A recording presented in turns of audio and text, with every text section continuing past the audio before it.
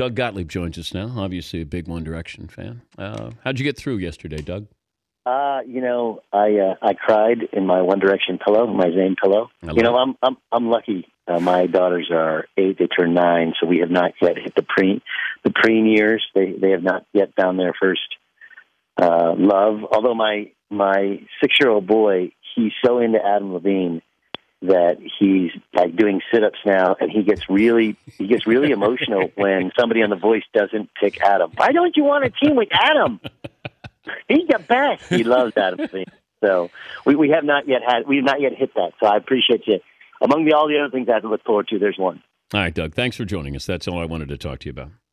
Yeah. Okay. Good catch up. Yeah. Did you ever get beat by 40 or 50? Do you ever have one of those humbling losses like West Virginia had last night? A curb stomping in college? Yeah. Yes. When I was at Notre Dame, we were down, I think 40-14 at the half at Indiana. They had just lost. Notre Dame had beaten them the year before I got there. They had just lost to UConn by 40 in the Great Alaska Shootout, and we were kind of walking into a storm. And you probably don't remember this, but you were actually on SportsCenter that night after the game.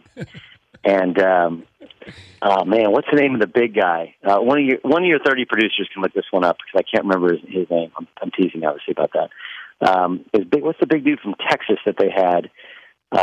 Anyway, so I drive to the basket like in the second half, and he blocked my shot so far I went like in the third row. But as he did it, he goes, "No!" Right, and so you guys started SportsCenter with the like, "Are you ready for SportsCenter?" And then it was shot full, which for people who don't know television, that means the sound on tape as loud as you can. Are you ready for SportsCenter? And there's me, the 19-year-old version of me, getting my shot thrown so far that I think Bobby Knight had to actually duck as the ball would hit. So yeah, I've been itch slapped, if you will. Was it Andre Patterson or Andre Patterson? That's right. Oh, okay. Yeah. It was. We ran in the locker room, and the Indiana fans were chanting, "Don't come out." And I honestly thought that might not be a bad idea. Do you think that the talk before the game had anything to do with the end result of the game last night?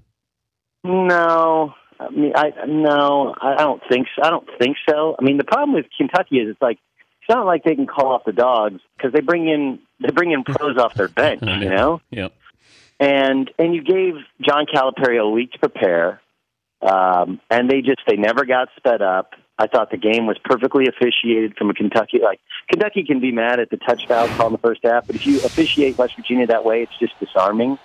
And then they're just so inefficient in the half court, they couldn't score to get into their pressure. When they did, Kentucky had a great plan. Too many fouls called, though, Doug. Too many. 50 fouls. I mean, I know West Virginia's physical, but you gotta have a little bit of flow to a basketball game. I understand, but they don't stop fouling. They don't. And if you they just look. I get it. I'm with you. It's a lot. Let them play. I get to let them play, but it's like here's one thing that people need to understand. Those guys are being one. It's one of the I think flaws of the NCAA tournament, but one that makes it officiated on some level, especially before you get to the Final Four, differently than Final Four games. Is that those guys are being evaluated based upon how many calls they get right, how many calls they miss, and so they usually err on the side of if it's close, they call it. In addition to which, I think anybody who knew stepping into that game, West Virginia fouls more than anybody in the country.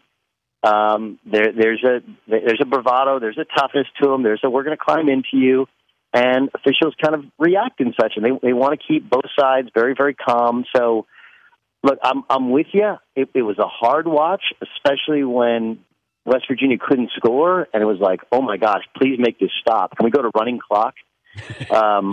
But at the end of the day, if it's a foul, they have to call it, and I'm not sure I blame the officials. I don't blame the officials in this instance. Did you keep your Notre Dame jersey? I mean, do you consider yourself a Notre Dame fan? I don't. Look, well, there's two parts to that. You just asked a doubleheader, which clearly, no more Swarovski for you. I'm kidding. I didn't have. Everybody kind of keeps their shorts, even though you're not supposed to keep your shorts. Yeah.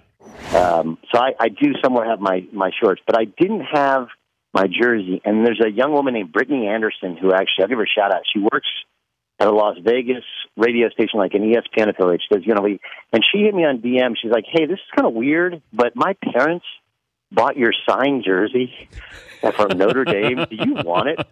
And I was like, yeah, of course I want it. So I actually have it, and maybe that shout-out is payment enough. Do I consider myself a Notre Dame fan? A little bit. Here's what I'm a fan of. I'm a fan of the vision that I thought I had, and Fran McCaffrey, who recruited me to Notre Dame, had of what it could possibly be, has come to fruition with Mike Bray almost 20 years later. I never thought about going to Notre Dame. I was from Orange County. I'm a Jewish kid, but what happened was they called me after ABCD camp, and it was John McLeod. He said, Boogie, first thing tomorrow, we're announcing we're going to the Big East.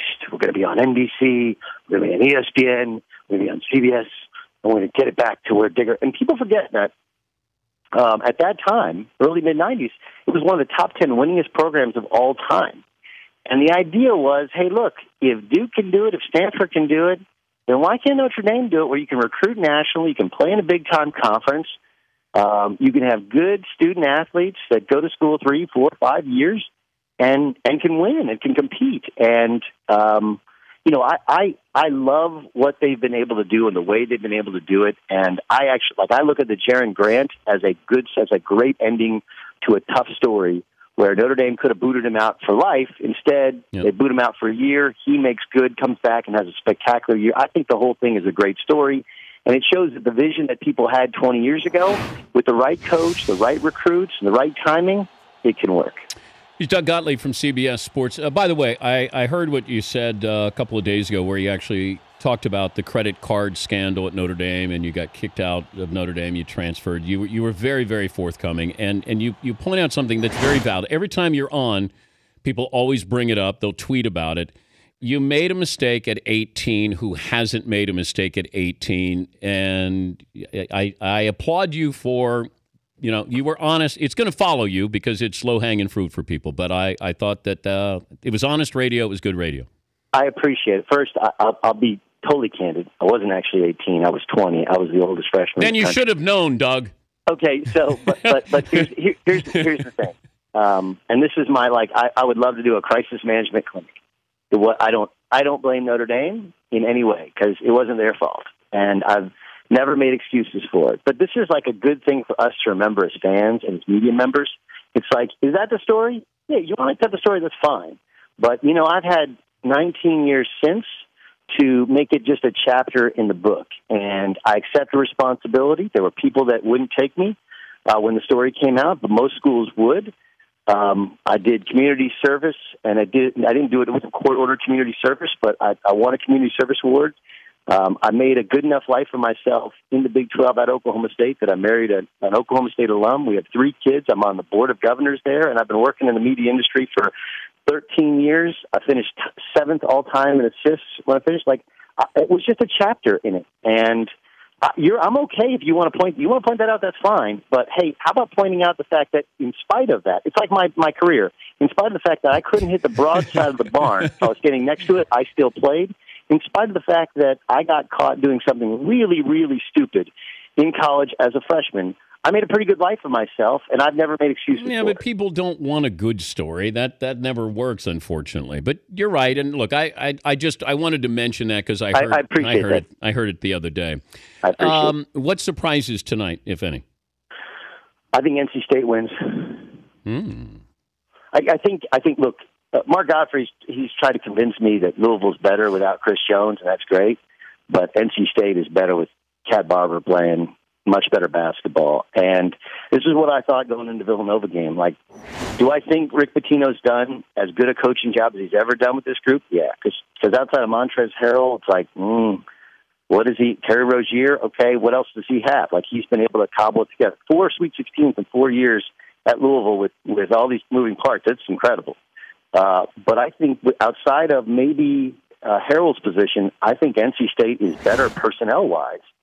And yeah, Gottlieb, and Gottlieb he's like all these Herrick guys, Romar's like this and Lavin's like this. It's look, are there flaws to the little things and some of the games in the regular season where guys, they don't show? Sure. But he puts them in a pretty good position to win. He lets them play. They play with great confidence. And, they run a little UCLA high post, not the only offense, just the best. And I like NC State in this game. There's something about this team with the three perimeter players who can all get buckets on their own, whereas I don't think Louisville, I don't think they have that kind of offensive dexterity. Final 30 seconds. The headline for Monday with the NCAA tournament is going to be what? That we still have that possibility of Duke, Kentucky redo. Have fun in studio, Doug. Great talk to you. All right, brother. All right, that's Doug Gottlieb from CBS Sports.